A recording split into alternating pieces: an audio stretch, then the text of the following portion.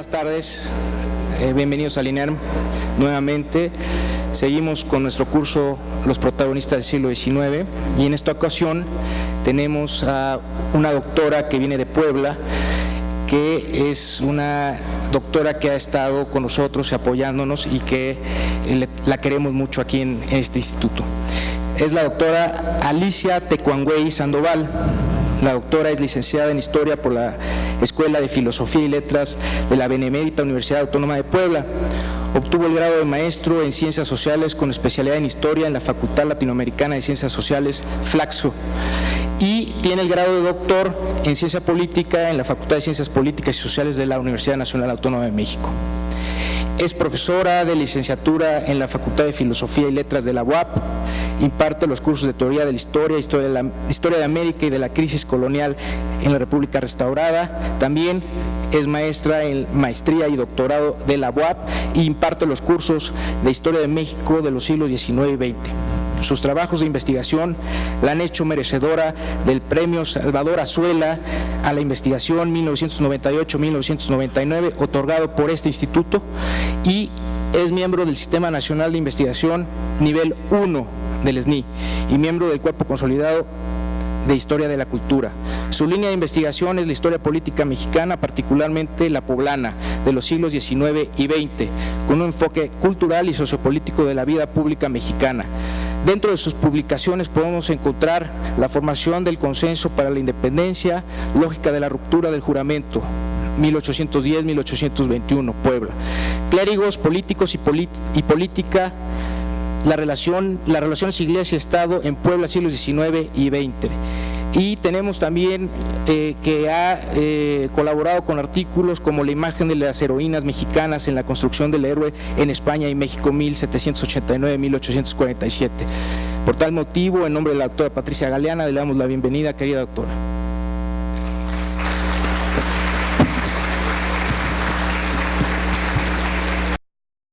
Pues muy buenas tardes, me da mucho gusto de estar con ustedes y en esta ocasión les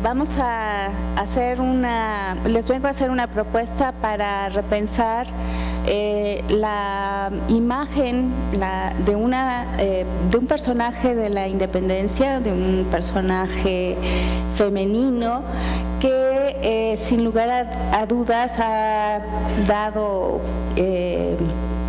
lugar a desarrollar un interés para cualquiera, porque es un personaje realmente fascinante. Me refiero a Leona Vicario y he bautizado esta conferencia con el subtítulo de Reflexiones acerca de su vida, tiempo y elevación como figura heroica, porque me parece que estamos hoy día en condiciones de hacer una reflexión sobre nuestros héroes, en este caso sobre la heroína, enriqueciendo el conocimiento que tenemos, no solo concentrándonos en su proyección, en su quehacer, en sus acciones, en su participación en el movimiento, sino recuperar la significación del personaje con elementos que la enriquecen, que permiten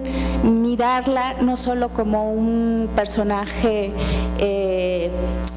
vertical, coherente, sino también como un ser humano que, como todos nosotros, hemos sido formados, hemos sido inclinados en el centro más importante que nos marca para toda la vida, que es la infancia.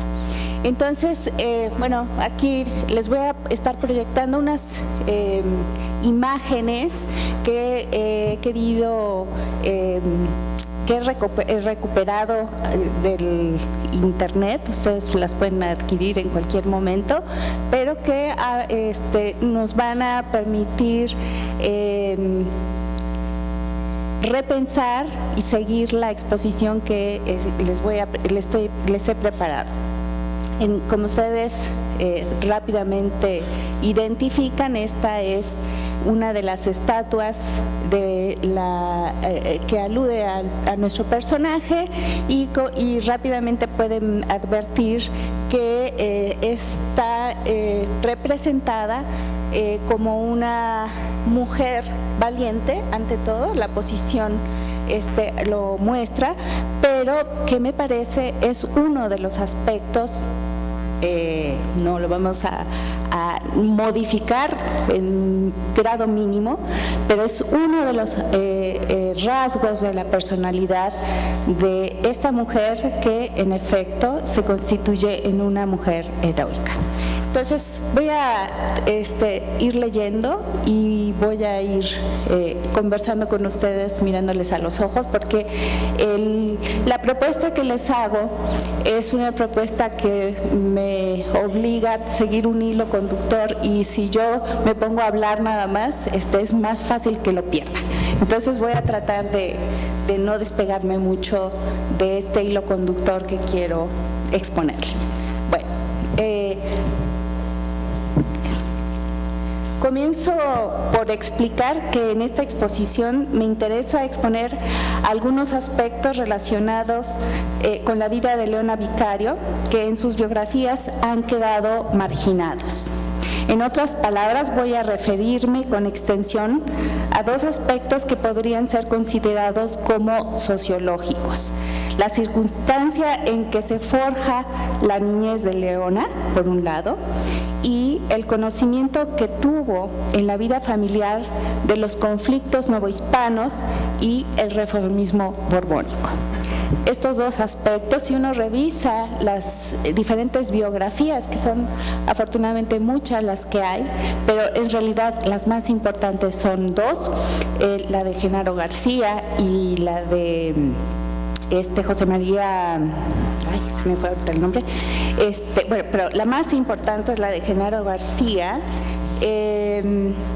Uno puede darse cuenta que estos dos aspectos no están desarrollados, y es lógico que no hayan estado. En el caso de la biografía de Genaro García, que me parece que es la más profesional, estamos hablando de una biografía que se elaboró hace más de 100 años, pero que se elaboró con mucho rigor académico, y las biografías pequeñas o grandes que se han publicado después se nutren precisamente de esta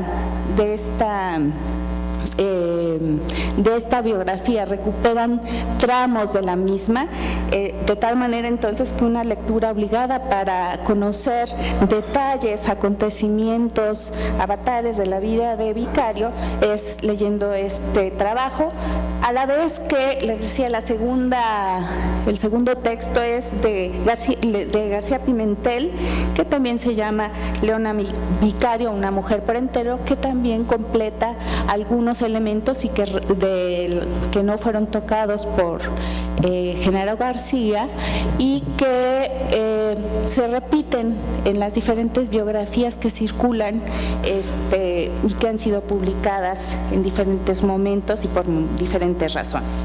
Entonces, estos dos aspectos, les decía, no están desarrollados, y no están desarrollados porque me parece que los autores tenían en ese momento una visión de que había que poner sobre todo el énfasis en el personaje, de tal manera entonces que el personaje destacaba, pero no solo destacaba, sino prácticamente vivía aislado, es decir, su conducta y su quehacer se explicaba por dotes naturales, por características de personalidad, por inteligencia excepcional, y así es como nos la retratan, ¿sí?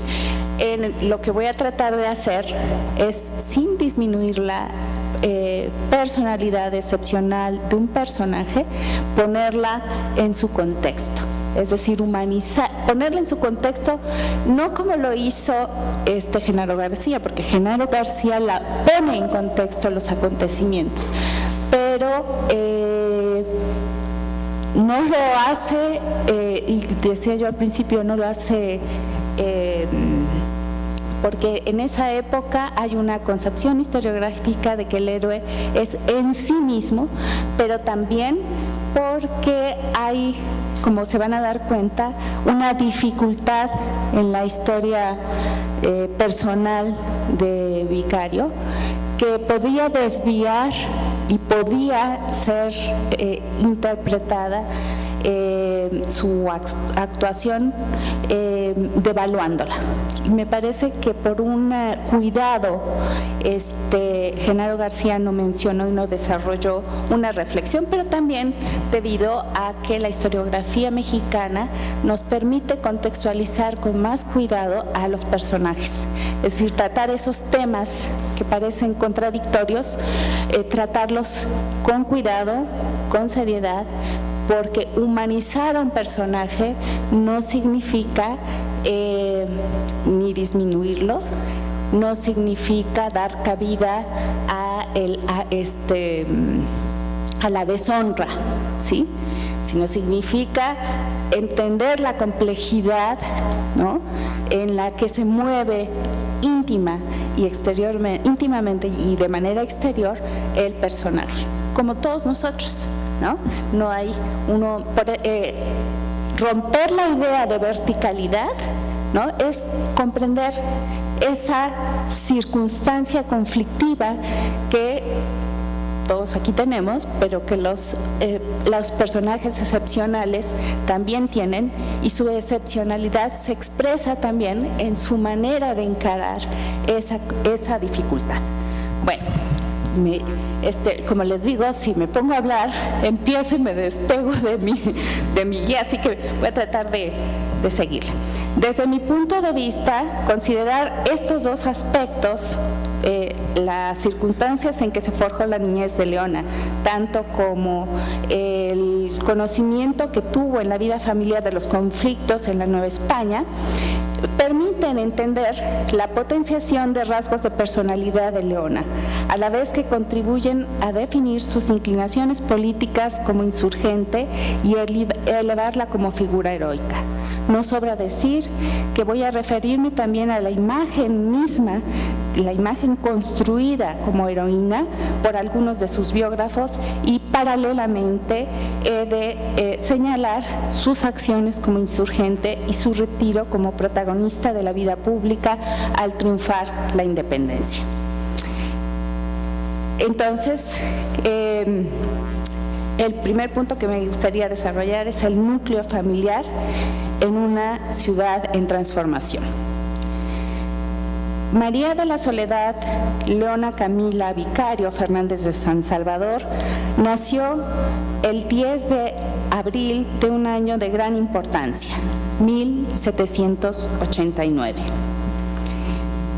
Ese fue un año que anunciaba muchos cambios: año de inicio de la Revolución Francesa, año de sucesión en el trono español y año en que a la capital novohispana Juan Vicente de Güemes de Padilla y Horcasitas, el segundo conde de Revillagigedo, habría que llegar.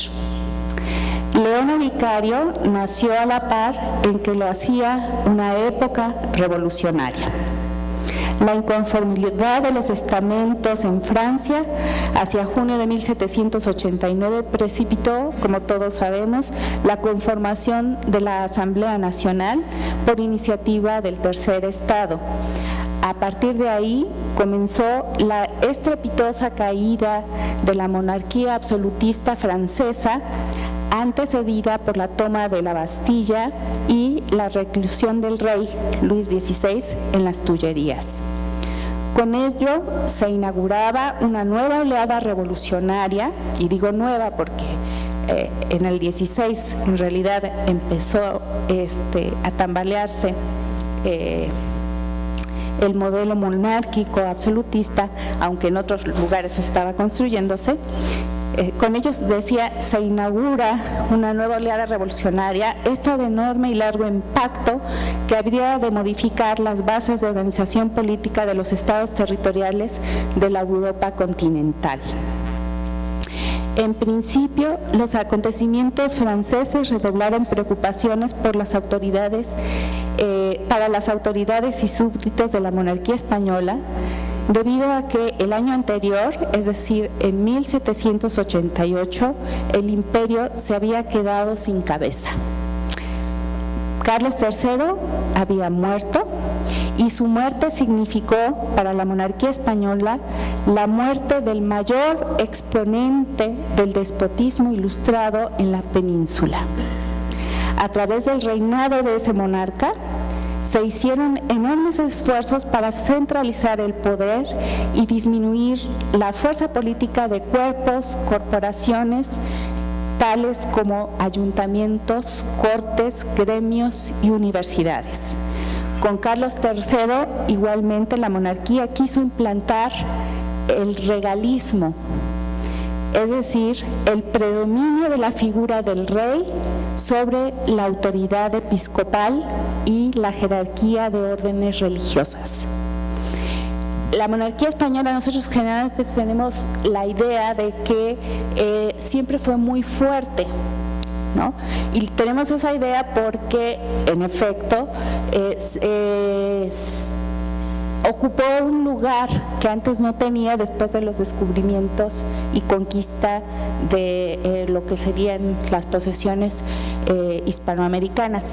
Sin embargo, a la vez que logró en América implantar un dominio de corte absolutista, en la España peninsular, lo que hoy conocemos como España, realmente no tenía un gran dominio, ¿sí? Entonces fue quedando rezagada del dinamismo de otras monarquías como la inglesa, y este rezago quiso ser resuelto, ¿no? Quiso ser solucionado a través de la política de reformas borbónicas, y justamente quien aplica este programa modernizador es Carlos III. Entonces, como les decía, para poder modernizar España, poder recuperar un dinamismo económico y competir sobre todo con Inglaterra, ¿no? Tenía que introducir una serie de reformas, y estas afectaban intereses. Los intereses de las corporaciones, el predominio de la Iglesia, y significaba una reorganización política administrativa. Para que ubiquen más o menos o recordemos cuando gobernó Carlos III, hay que decir que él tuvo uno de los reinos más grandes, de 1759 a, como decía, 1788, un año antes de que naciera Leona Vicario. Se trató de una política, la de Carlos III, y un orden político que buscaba la eficiencia administrativa y financiera, tanto como la militar, en beneficio de la corona. Asimismo, fue una política dirigida a la conservación de los territorios americanos que pertenecían a ella, amenazada por el dinamismo inglés en el Atlántico. Política que suponía, en resumen, la reorganización del conjunto monárquico, el ordenamiento de la economía en función de las ventajas comparativas de las posesiones y la modernización de la estructura estatal, pero política interrumpida por la muerte de su principal exponente. En septiembre de 1789, Carlos IV, su hijo, fue coronado, y pocos hubieran imaginado que interrumpiría la política ilustrada de su padre. Sin embargo, su reinado, que perduró hasta 1808, un año clave que ustedes ya saben, fue su reinado, decía, sombrío, mediocre, retrógrado, progresivamente asemejado a un barco a la deriva, con un capitán sin autoridad y una tripulación dividida. Fue la época del cordón sanitario en que recobró vigor la censura, y el rey procedió a la depuración del personal político por el que los ilustres ministros e ilustres españoles como Campomanes, Jovellanos, el mismísimo todopoderoso Floridablanca y Aranda fueron encerrados, expatriados o tan solo destituidos. Reino entonces de vaivenes, miedos, titubeos y descrédito de la corona. Reino de la contrarrevolución, o más bien de la contrarreforma, bajo el gobierno de Manuel de Godoy. Bueno, esta imagen para ustedes es muy conocida, ¿verdad? Es la imagen de la Ciudad de México en estos tiempos de modernización. Esta es otra imagen. Esta es después del incendio de la ciudad, del Parián, y esta es una vez reconstruida y modificada en la Plaza Central, ¿verdad? Bueno, así que al inicio de estas circunstancias internacionales, María Soledad Leona Camila fue rápidamente bautizada en la parroquia del Arcángel de San Miguel, la segunda parroquia levantada en la Ciudad de México. Ya la identifican, ¿verdad? ¿No? Sí. ¿Sí la ven? Es que mi imagen no es muy buena, ustedes perdonarán, pero acá yo la veo perfecto. Bueno, solo habían pasado 5 días desde su nacimiento cuando ella recibió las gotas sagradas. Quizá la premura de la ceremonia puede explicarse en razón de que los habitantes de la Ciudad de México estaban aún impactados por el espectro de la mortífera epidemia y la crisis de subsistencia que le antecedió entre 1785 y 1786. Ambas ocurrieron por las malas cosechas en general de todos los trigos. De todos los cereales, maíz, trigo y cebada. Aunque probablemente también estaban impulsados los padres de Leona para bautizarla rápidamente, porque era muy frecuente la muerte infantil para esa época. 1 de cada 4 bebés nunca llegaba a cumplir 1 año. Estadística de las que no escapaban los hijos de familias nobles, aristócratas y obviamente gente común. Para entonces, la Ciudad de México, su ciudad natal, continuaba su ajetreo comercial normal a la vez que se mantenía a la expectativa.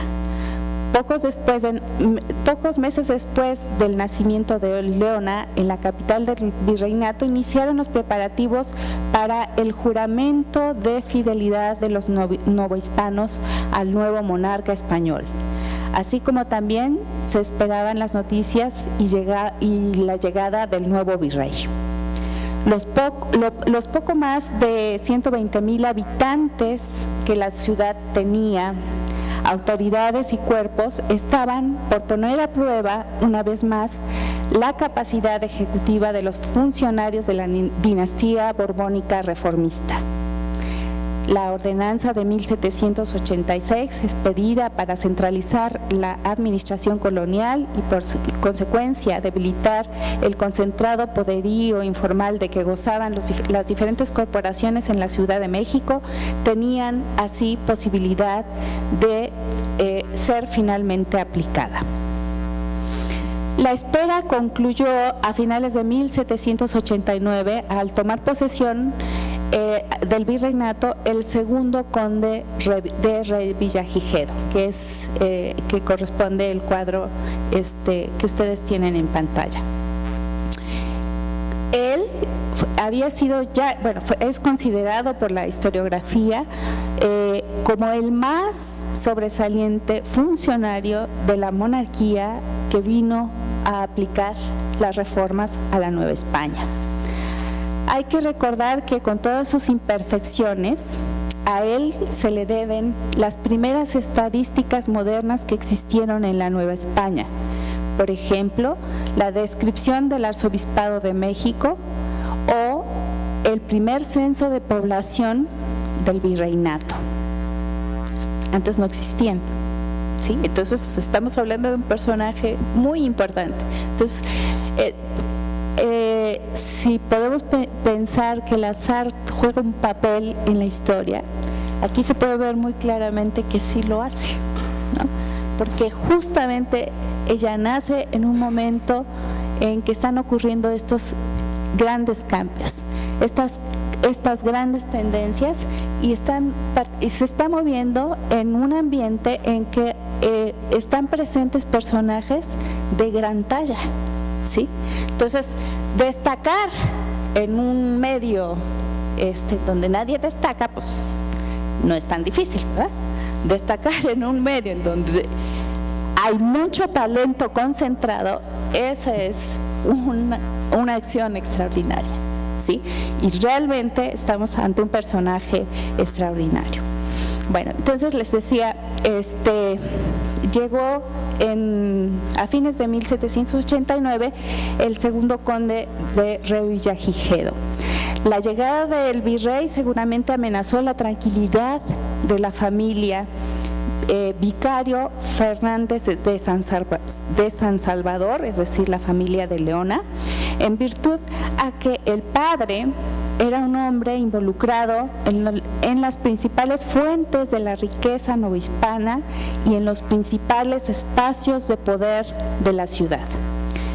Una de las cosas es que en todas las biografías se enumera las funciones del padre de Leona, pero no se explica al público, ¿sí?, la relevancia de estas funciones. Entonces, lo que quiero hacer aquí es contarles cuál es esa relevancia. Bueno, como todos sabemos, Leona fue hija única del matrimonio de don Gaspar Martín Vicario y de doña Camila Fernández de San Salvador y Montiel. Ella, 23 años menor que aquel. Ese fue el segundo enlace de Gaspar Martín, español, oriundo de Palencia, Castilla la Vieja. Años antes, él había celebrado primeras nupcias con la hermana del alguacil mayor del Santo Oficio en Zacatecas. O sea, estamos diciendo muchos cargos, ¿no? Eran miembros de una de las... ellos, o sea, los hermanos, eran miembros de una de las familias más antiguas de aquella próspera región minera, y lo podemos confirmar refiriendo su descendencia indirecta con la tercera condesa de Santa Rosa.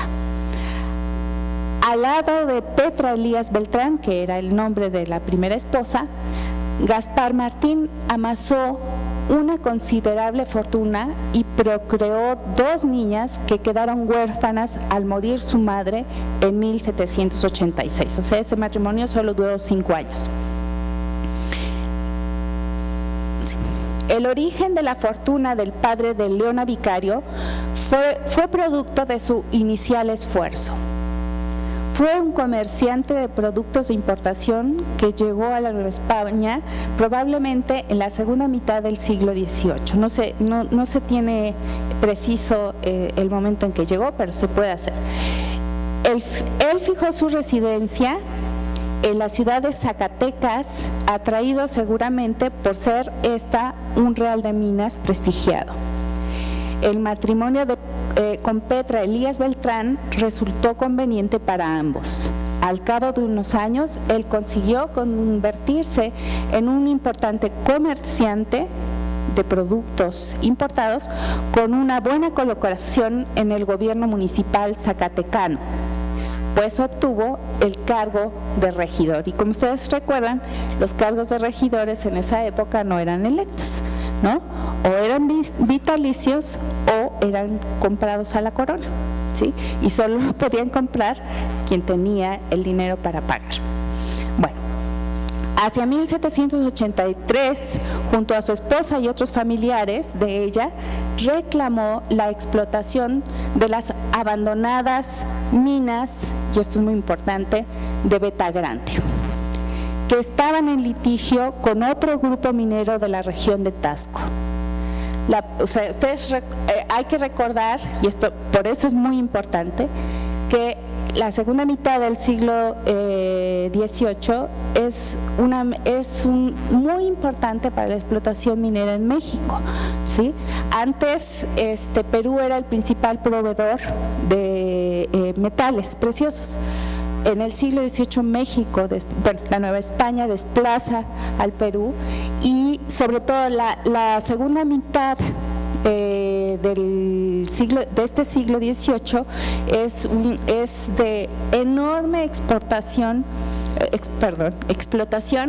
y envío de remesas de plata a la península. Entonces, por esa razón, todo aquel que tiene dinero quiere invertir en las minas. Esta no es cualquier mina, ya van a ver por qué, ¿no? Él fijó su residencia, bueno, esto ya lo había dicho, en Zacatecas, y inició junto con los familiares de su esposa un litigio para reclamar las minas de Beta Grande.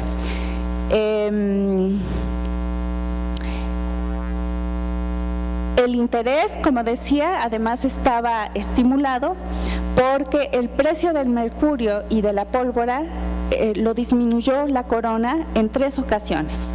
Entre 1767 y 1782 bajó de 82 pesos a 41 pesos, o sea, la mitad, ¿no?, por quintal.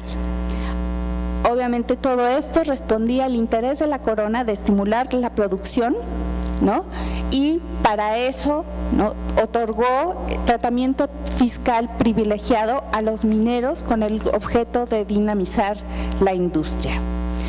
Finalmente, la familia Vicario Elías Beltrán y los tíos maternos de Petra lograron la asignación de la mina gracias a la formación de una sociedad por acciones que reunió a uno de los más ricos hombres de la Ciudad de México y miembro del Consulado de Comerciantes de la misma.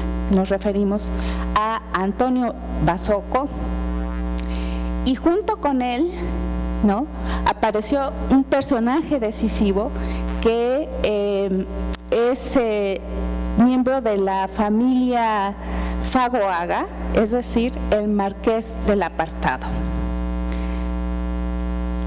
También miembro del Consulado de Comerciantes. Estamos hablando de algo así como los Slim de la época, ¿no?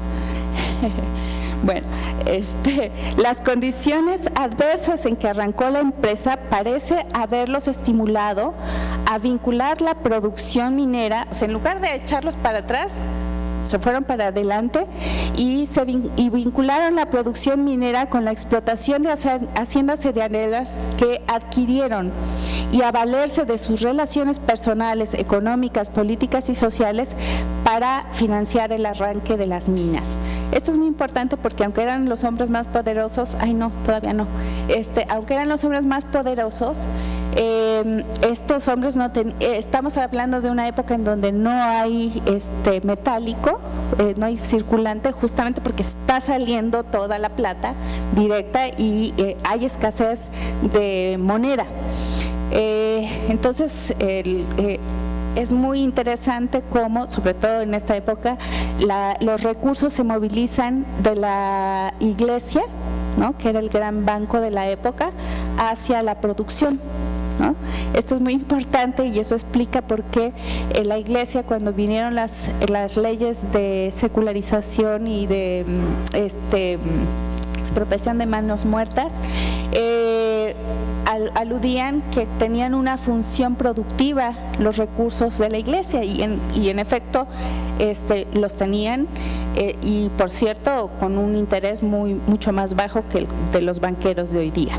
Bueno, sus esfuerzos se coronaron con el éxito 5 años después, de suerte tal que en los 90 del siglo XVIII obtuvieron inmediatos beneficios. Si en 1785 los socios de la empresa invirtieron aproximadamente $1 millón en hacer funcionar las minas de Beta Grande, en 1800 obtuvieron un poco más de $3 millones, ¿no? A lo largo de esos años, Gaspar Martín Vicario se desempeñó como síndico tesorero de la Junta de Accionistas, tarea que combinó con el aprovisionamiento de herramientas importadas desde Vizcaya y otros instrumentos para la explotación de minas. Estas funciones las desempeñó desde la Ciudad de México, a donde se trasladó con sus 2 pequeñas hijas. Para entonces ya había muerto su mujer. Asentado en esta ciudad, en la Ciudad de México, el comerciante de productos extranjeros también invirtió dinero en el negocio de libros. Bueno, voy a poner esta foto para que la vayan viendo con cuidado. Gracias a la Guía de Comerciantes de Madrid de 1799 y 1802, a la Guía de Forasteros en México de 1800, a la Gaceta de México en 1790, así como a la Descripción del Arzobispado de México de 1793, pudimos confirmar que el padre de Leona era un hombre de febril actividad que gozaba de mucho poder y prestigio en la capital del virreinato, pero no era miembro de las familias nobles. Para esos años se le reconocía como cónsul moderno y antiguo del Real Tribunal de Comerciantes, consultor y conjuez del alzadas del Real Tribunal de Minería, familiar del número del Tribunal de la Fe en el Arzobispado de México, o sea, del Santo Oficio, y regidor honorario y diputado del Común de la nobilísima Ciudad de México. Si ustedes ven estos cargos, está en todos los centros de poder formal e informal que existían en la época, ¿sí? Y con cargo. Entonces no es cualquier persona. La intensa actividad que desplegaba desempeñándose en todos estos cargos incluía desde tareas muy elementales hasta muy complejas. Decidí no leerles porque creo que estoy abusando del tiempo. Bueno, al padre de Leona tocó lidiar, y en estas últimas, las muy complejas, le tocó lidiar muy directamente con los requerimientos, órdenes, reclamos y negociaciones con el virrey Revillagigedo, no solo como parte del consulado de comerciantes, sino también como miembro del ayuntamiento. El virrey Juan Vicente de Güemes llegó como lo había dicho, llegó a la capital en 1789 y permaneció en ella hasta 1794, o sea, solo 5 años. Fue un reformador que aspiraba a hacer cumplir los objetivos de la ordenanza de 1786, lo cual no pudo lograr debido a las contradicciones en las disposiciones reales y a las presiones financieras que la corona tenía para atender las exigencias de la guerra. A la vez, él quiso elevar a la Ciudad de México a la altura de una de las ciudades europeas, lo que significaba iniciar el remozamiento de la ciudad, la reorganización de sus finanzas, así como restablecer la autoridad del virrey para lograr sujetar o controlar a los cuerpos dominantes en la capital virreinal. Como ya les había dicho, no sé por qué se me perdió acá una... es la época de modernización de la ciudad y en eso sí lo logró. Voy a tratar de más bien hablar porque temo que nos va a agarrar la lluvia y no nos va a dejar hablar. Entonces, pudo realizar todas estas obras de remozamiento.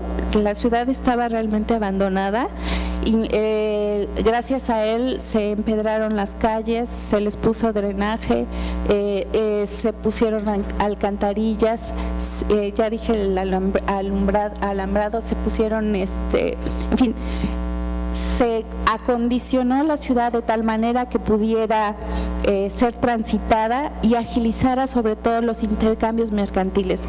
La modernización no era con fines nada más de embellecimiento. por interés básico, agilizar los intercambios mercantiles y la modernización de la ciudad para eso requería una serie de inversiones.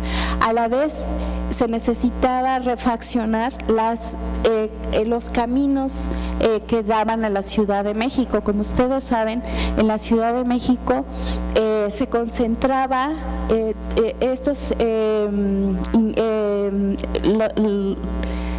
se concentraban era sede no solo de los poderes de las corporaciones, sino también era un espacio en el que se producían los grandes intercambios mercantiles. Aquí llegaba todo el mundo a comerciar.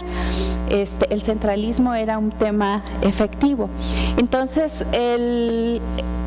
para poder hacer esto, ¿no?, se enfrentó a la realidad de que las arcas municipales no tenían dinero. ¿Sí? Y no tenían dinero porque los miembros del ayuntamiento no cumplían con su tarea. No solo no cumplían su tarea, sino que se habían dispensado mutuamente, ¿no?, deudas contraídas con el ayuntamiento, se habían cancelado cuentas, no rendían los miembros del ayuntamiento no rendían cuenta a los órganos administrativos especialmente designados para ello, y por tanto el virrey Revillagigedo decidió intervenir con mano dura, ¿sí? Él estaba inclinado, obviamente, a no ser un democrático gobernante, pero de cualquier manera, su estilo de gobierno provocó un gran conflicto, un gran enfrentamiento con dos de los más importantes cuerpos, con el Consulado de Comerciantes y con el Ayuntamiento de la ciudad. De tal manera que cuando él salió de la ciudad, fue impugnado y se le solicitó un juicio de residencia por abusos de autoridad, con la exigencia del ayuntamiento de que todo el dinero que se agenció, y voy a rápidamente decir de qué manera, todo ese dinero fuera devuelto a las arcas municipales. Por supuesto, perdieron el litigio, pero aquí lo que me interesa mostrar es que efectivamente Revillagigedo fue un gobernante que venía a gobernar en función de los intereses de la corona, pero quería poner orden, porque había mucha, como decía, mucha evasión de compromisos, no solo con la corona, sino con la propia ciudad, con la propia vida de la ciudad. En ese sentido, entonces, los conflictos que tuvo con estas dos corporaciones le permitieron tener conciencia, primero, del poderío de las élites de la Ciudad de México, que están organizadas en estos cuerpos y que trasvasan las fronteras de cada uno, ¿no? Como hemos dicho, en el caso del padre de Leona Vicario, está en todos lados, ¿no? Pero además, él toma conciencia de que está adquiriendo un poderío tal estas élites que pueden ser desobedientes a la corona, ¿sí? Entonces alerta a los funcionarios en la metrópoli sobre esta situación, y finalmente aprende que no puede imponer su autoridad, que no puede imponer su criterio y que tiene que negociar. ¿Por qué? Porque son un poder real, un poder económico real, en una época en que la corona está urgida de recursos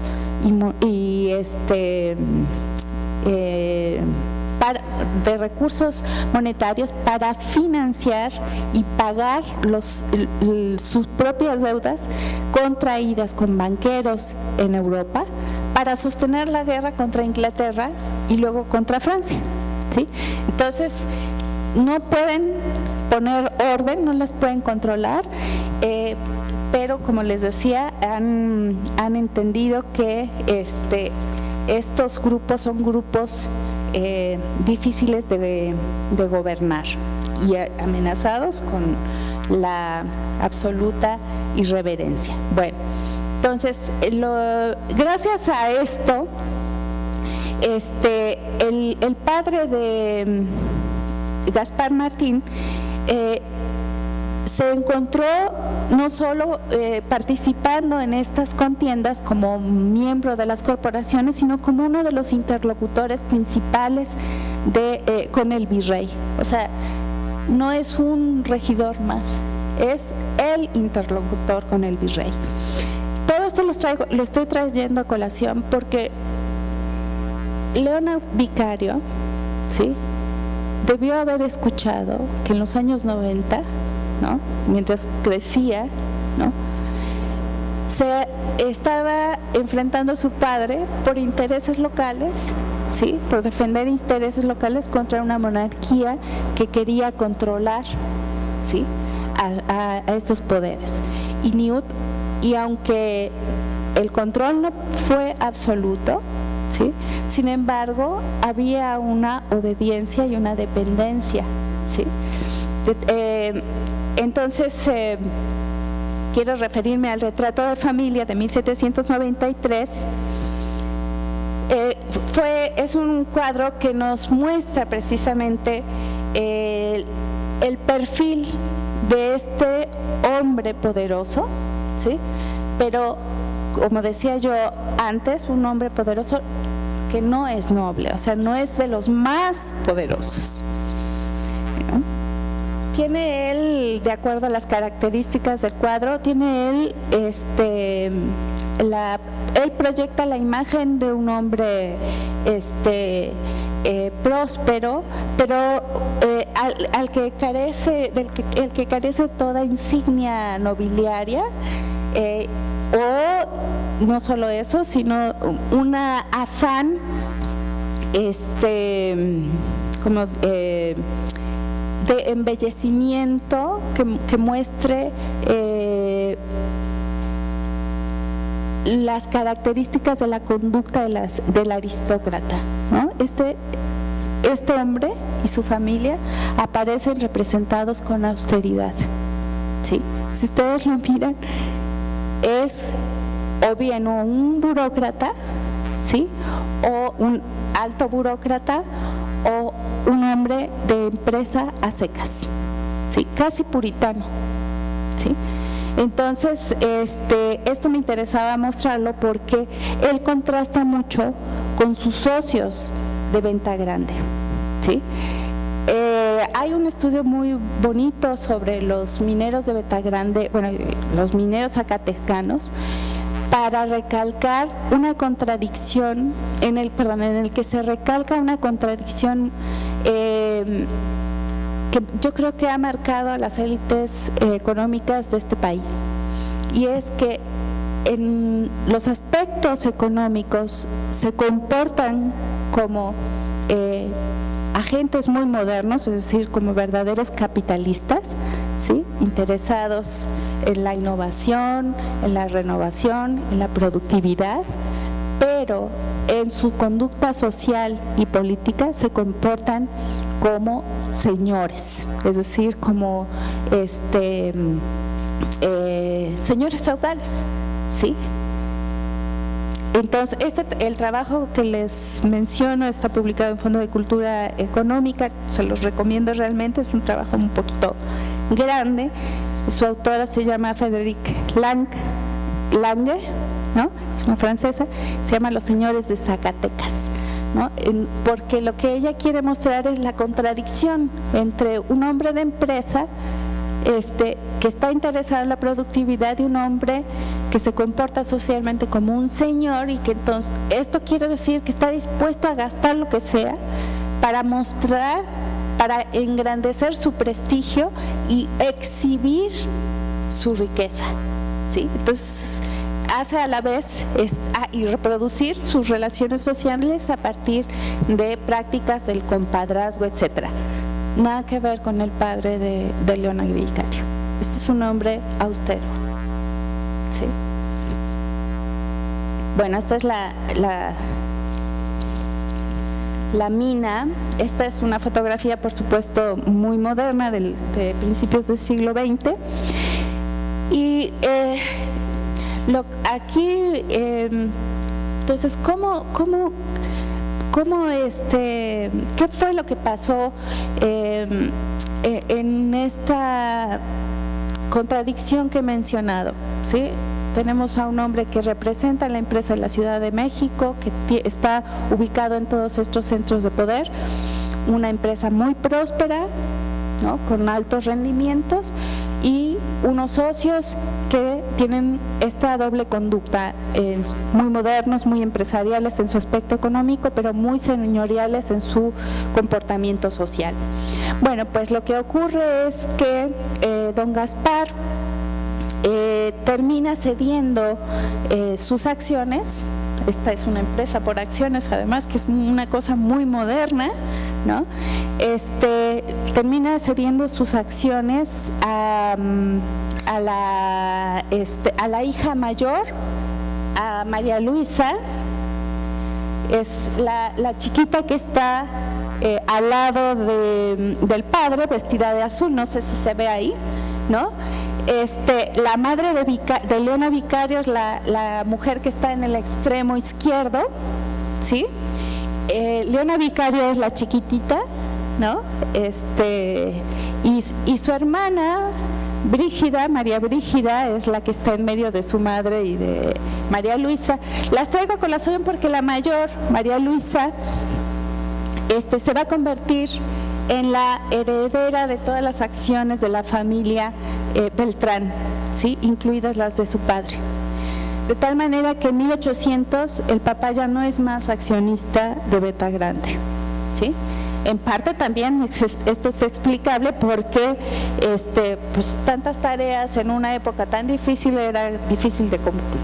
Y ella logra hacerse y concentrar todas estas acciones porque es casada, ¿no? Para esa época los casamientos son convenientes. Es casada con el marqués, ¿cómo se llama? Con el marqués de Vivanco, ¿sí?, que también es un minero de Zacatecas, ¿no? Entonces,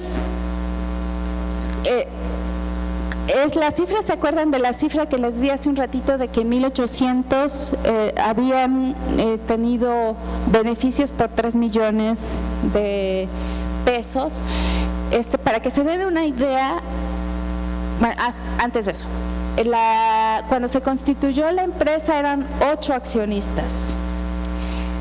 Para 1800, es decir, el año en que ya no aparece el padre como accionista y todo se le queda a María Luisa, ¿no?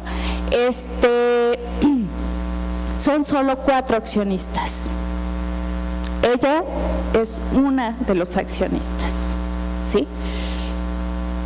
Y los mejores años de la empresa no fue 1800. Los mejores años de esta empresa son los años de 1804, 1805, 1806, ¿sí? No les puedo decir de cuánto fueron los beneficios, porque ese dato los estudiosos no me lo pudieron dar, pero si son los mejores años, y en lugar de 8 son 4 accionistas, pues se imaginarán que estamos hablando de una prosperidad impresionante. Esto es muy importante porque a pesar de que María Luisa muestra muy claramente que si bien el padre se comporta con más coherencia como empresario interesado en el funcionamiento de las cosas, sin embargo no se deja de apreciar que es un hombre encuadrado en el esquema de la sociedad en la que se desenvuelve. Es decir, aspira a que si él no pudo adquirir título nobiliario, su hija sí lo pueda ser. Y la otra cosa que quiero, bueno, y efectivamente se convirtió en la marquesa, en la segunda marquesa de Vivanco, se casó con un joven que se murió muy rápidamente, a los pocos meses que se casó se murió, pero tuvo una heredera que se llamó María Loreto de Vivanco y Vicario, la tercera marquesa de Vivanco, y es ella la que hereda todas las acciones.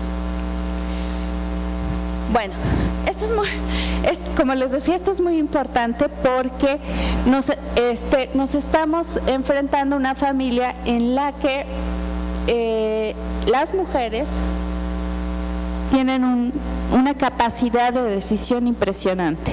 Es absolutamente excepcional, ¿no?, que una mujer sea considerada como accionista, ¿no?, de una empresa con las características que les he dado. Para la época hay los estudios sobre las mujeres que se han hecho muestran que en realidad las mujeres que eran muy pudientes tenían una gran libertad, pero cuando se casaban entraban al molde de subordinación, ¿no? Pero no es el caso de María Luisa, la hermana de Leona Vicario. No es el caso porque quedó viuda muy rápidamente. Estamos hablando de una jovencita, ¿sí?, de no más de 20 años, ¿no?, que además tiene una hija, ¿sí?, y que es súper rica, ¿no?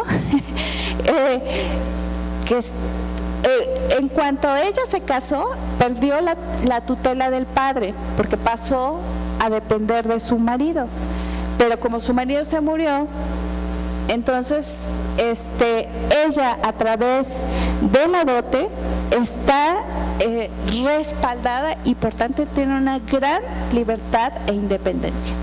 Entonces estamos hablando de un núcleo familiar en el que las mujeres son fuertes, ¿sí? Seguramente ella, y digo seguramente porque no lo puedo probar, esto sería motivo de una investigación, seguramente ella pudo heredar esas acciones, pudo concentrar todas esas acciones porque las heredó, y seguramente las heredó porque su madre era la del dinero, ¿no? Entonces, más allá de que su padre era un hombre muy trabajador y era un comerciante muy próspero, no cualquier comerciante, repito, puede pagar una regiduría, ¿no? Pero la que era fuerte, todo parece indicar, y esto les digo a manera de hipótesis, es que son las mujeres las que son muy poderosas y tienen una gran independencia a pesar de que son casadas. Cuando están en esa condición, el marido administra los bienes o capital que han sido puestos al núcleo familiar, pero puede disponer como administrador, con la condición de que no los puede malgastar. Sí, o sea que si el marido se muere, la mujer conserva sus bienes, ¿sí? Entonces se puede subordinar, ella se olvida, se dedica al hogar, a la educación de los hijos, a hacer honor a su marido. El marido buscará multiplicarlos, pero nunca a destruir. La mujer siempre está protegida en esa época, aunque es una mujer subordinada. Bueno, pero estas mujeres no solo tienen esa protección social, sino parecen ser mucho más independientes que la época, y eso por las condiciones económicas a las que me he venido refiriendo. Bueno, el punto es entonces que la Leona va a ir creciendo en un medio en donde está familiarizada con los conflictos, con el desarrollo de los conflictos del poder real con el poder informal, y el poder real, cuando digo poder real me estoy refiriendo al poder del virrey, al poder informal, que es el verdadero poder, a estas corporaciones, ¿no? Está acostumbrada a escuchar esos litigios, pero también está acostumbrada a mirar que finalmente con todas las protestas y todas las incomodidades que puedan sentir, terminan siendo fieles súbditos de la corona. Bueno, Leona Vicario, como ustedes saben, ¿no? Seguramente saben, quedó huérfana también en la primera década del siglo XIX. Su padre muere en 1806, su madre muere en 1807. Ella es una chica de 18 años y el lado materno la liga más con el orden imperial en la Nueva España. Sus tíos, todos ellos son abogados, todos han padecido, aunque tienen también títulos nobiliarios entre sus antecesores, por eso se apellidan Fernández de San Salvador, ¿no? Y Montiel, ¿no? O sea, que es un apellido muy compuesto. Ya nos habla de una familia con cierto abolengo. Sin embargo, es una familia empobrecida que ha venido a menos. Con dificultades ha logrado que todos los hijos, hermanos de la madre de Leona, realicen estudios de abogacía y afortunadamente han logrado incorporarse a la administración real, ya sea en la audiencia como oidores o en la audiencia, dije, o en la Real Audiencia y en la Pontificia Universidad. Agustín Pomposo, que es el tío con el que va a vivir después de quedar huérfana, es quien tiene cargo en esta universidad. Son hombres fieles a la corona. O sea, si del lado paterno está viviendo los conflictos, del lado materno, ¿no? Vive el orden, la fidelidad. Sus tíos Fernando y Agustín se encargan de redactar panegíricos y oraciones y frases, discursos políticos en donde se alegran del nacimiento de los descendientes del rey, se compadecen y padecen la muerte de los, o sea, son hombres del orden, ¿no? Entonces, imagínense qué conflicto, ¿no? O sea, es obvio que Leona, cuando menos mirara el contraste, ¿no? Pero en realidad Leona ha sido educada en una lógica en la que constatar este contraste significa tomar una posición. La madre de Leona también fue una madre cultivada, porque estos hombres, aunque son muy fieles, son hombres ilustrados. Y finalmente, bueno, algunos de los biógrafos de Leona la han mostrado como naturalmente dotada, muy inteligente, de admirable distinción, en fin, muchos rasgos muy positivos, con talento nato, con capacidad de calificar, lo cual quiere decir con una agudeza personal impresionante. Bueno, pues esta niña potencia sus capacidades en ese medio en donde se discuten los asuntos de orden político, como he dicho, pero también en donde se la educa bien. Y en esa época educar bien significaba no solo enseñarla a coser y a hacer ciertas monerías, tocar el piano, etcétera, o instrumentos musicales, sino también fue educada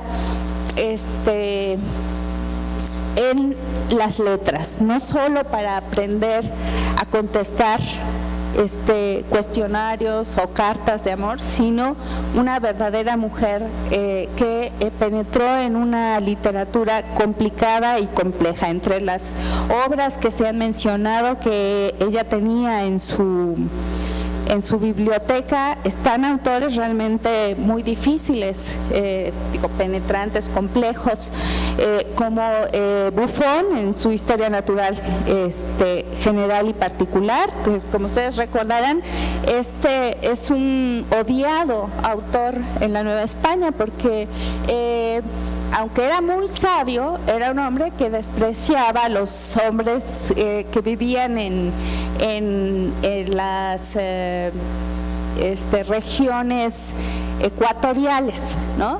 ¿Por qué? Porque decía que el clima simplemente contribuía a que los hombres se volvieran holgazanes. Y holgazanes no solo porque no quisieran trabajar por el sopor de los climas, ¿no?, sino holgazanes porque tenían todo a la mano, ¿no? Entonces, bueno, haciendo una simplificación para agilizar la conversación, le estoy diciendo que este es un hombre que realmente es reconocido como un sabio, es un sabio para la época, pero es un hombre que tiene todos los prejuicios y es el hombre que promueve la escritura de los discursos de jesuitas en la Nueva España en defensa de la cultura y de la civilización local. ¿Sí? Son los escritos, por ejemplo, de Clavijero, reivindicando, para contradecir esos argumentos, reivindicando las grandes culturas que han existido en estas tierras. No solo las que se tienen en el momento, sino lo que han sido los habitantes de estas tierras. Este discurso contestatario ha sido estudiado por un gran historiador que se llama David Brading, ¿no? Ustedes seguramente lo han escuchado en estos programas que han salido porque es un hombre realmente un mexicanista, un historiador mexicanista que quiere mucho a los mexicanos porque los conoce mucho y ha denominado a este discurso contestatario como el patriotismo criollo. Bueno, entonces les decía, Leona es una mujer realmente muy cultivada y además que ha leído muchas novelas interesantes en donde ella se identifica, pero además ha leído a un hombre, como les decía, Buffon, pero también a Fenelón, ¿no? Y este es un personaje muy importante porque es el escritor, es un escritor en donde se está transmitiendo un discurso acerca de la política, o sea, no es nada más literatura.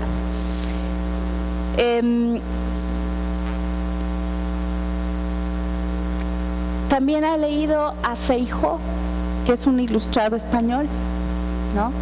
Pero Genaro García, de manera muy fundada, termina diciendo, se me hace que no leyó todas las obras de Feijóo porque tenía las obras completas. Creo que leyó, sí me consta porque está trabajado el documento, son los escritos de Feijóo sobre el amor. Bueno, de todos modos es una mujer penetrante que al ser descubierta de participar en la insurgencia se dan cuenta que además también no solo es una lectora, sino que usa su conocimiento del idioma francés para traducir a los hombres de la época, los insurgentes, tramos completos de los textos de Fenelón. Bueno, creo que todas esas cosas son bien conocidas. Lo que quisiera señalar es que el contraste de ambientes en el que se desenvuelve como hija y como huérfana se agudiza, no impide que ella sea una chica a la que ya le diseñaron su futuro. Al morir sus padres, ella es heredera, ¿no?, de una fortuna moderada. Hace un rato se me olvidó decirles, lo iba a decir, pero para que tuvieran idea de lo que significan los montos en esa época. La oligarquía caraqueña tenía beneficios anuales de 10,000 pesos. Les he dicho que la hermana de María Luisa, la hermana de Leona, había recibido en un año la cuarta parte de 3 millones de pesos. O sea, 10,000, la cuarta parte de 3, ¿no? O sea, algo así como 800,000 pesos.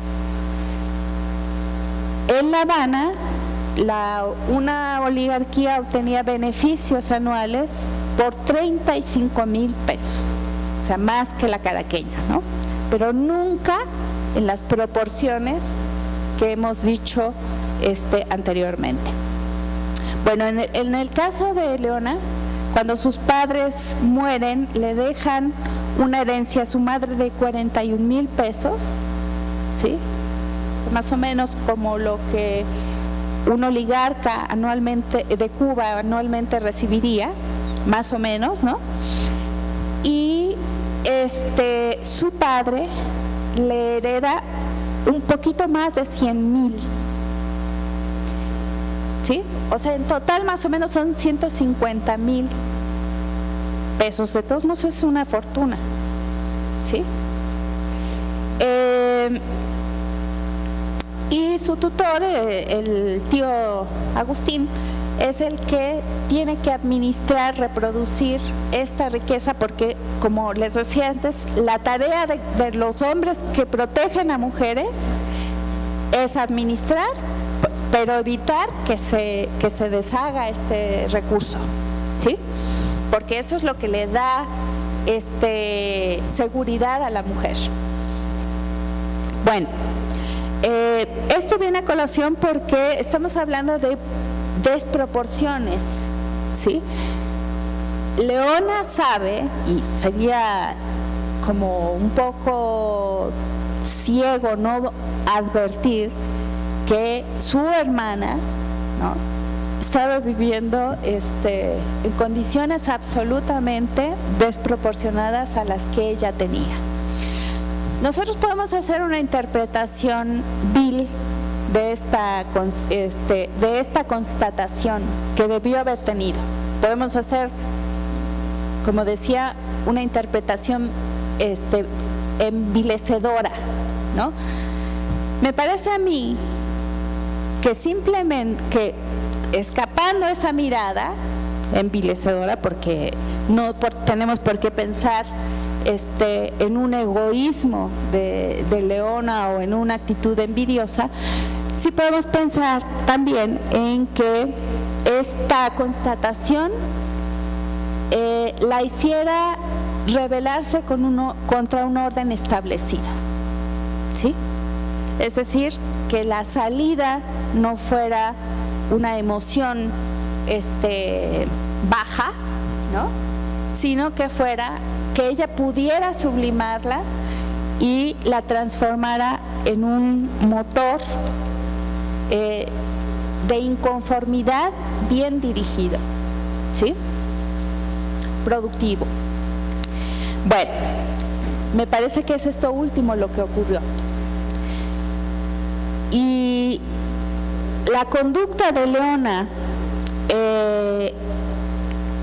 su participación en la insurgencia, es lo que me hace pensar, ¿no?, que esta mujer que tenía capacidad de decisión, que a pesar de las diferencias con su hermana, en condiciones de vida, ¿no?, era una mujer libre, pero además cultivada.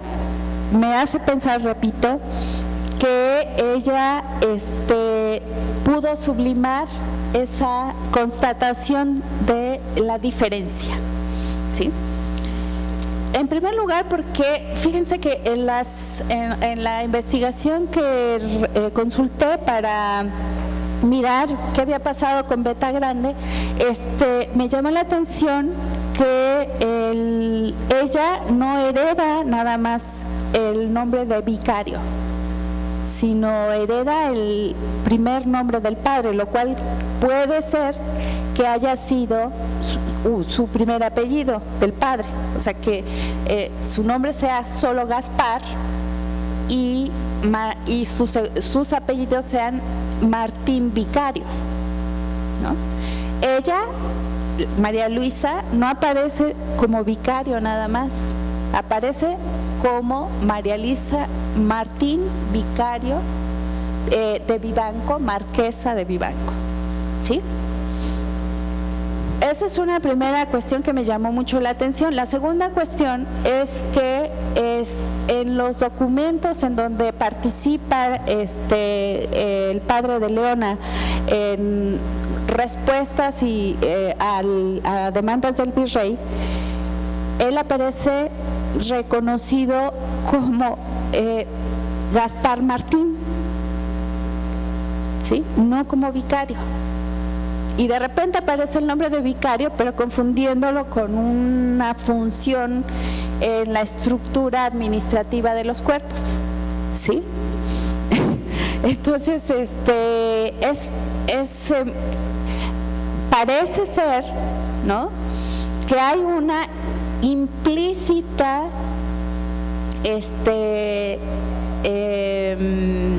como disminución, ¿no?, de la condición de esta mujer, de esta familia, perdón, ¿no?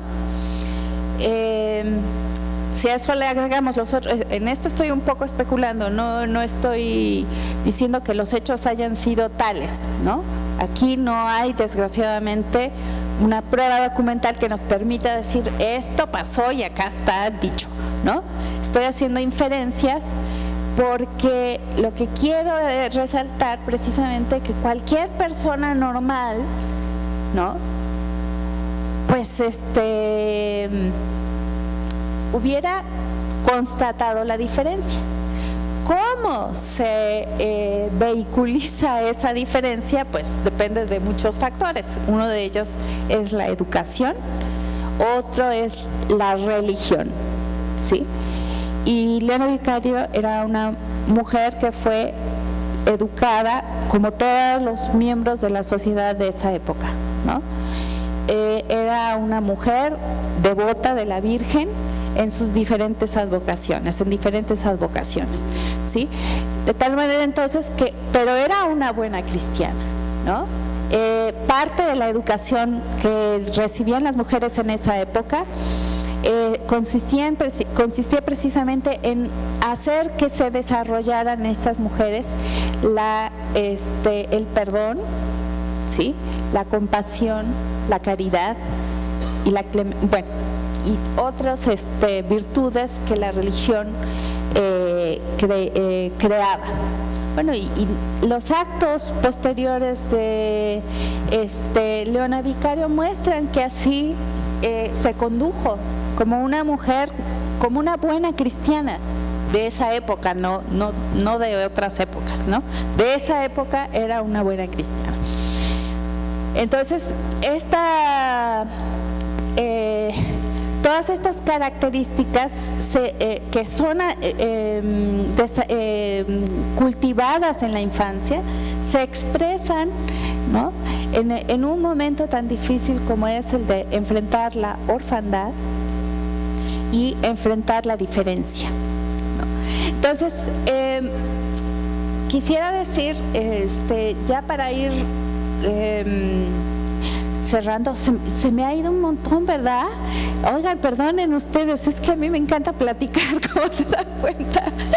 Bueno, esta es otra imagen de Leona, ¿no? Una imagen en donde se resaltan rasgos más mestizos, ¿no? Pero en realidad tiene rasgos muy españolizados, ¿no?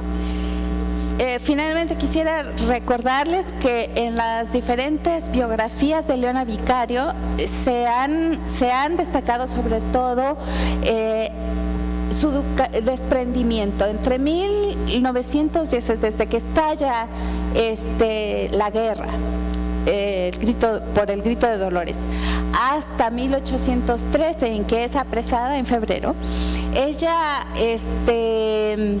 aporta recursos no solo para, está informando a los insurgentes de las decisiones que se están tomando en los principales centros de decisión de la ciudad. También está aportando recursos por la vía de la contratación de implementos de guerra que envía a los insurgentes a través de las conexiones que su novio, ya para entonces Andrés Quintana Roo, ha ido abriendo. Y me gustaría rápidamente decir que Leona no es una mujer, a diferencia de otras mujeres que participaron en la insurgencia, motivada fundamentalmente por el amor a seguir la lucha de la insurgencia.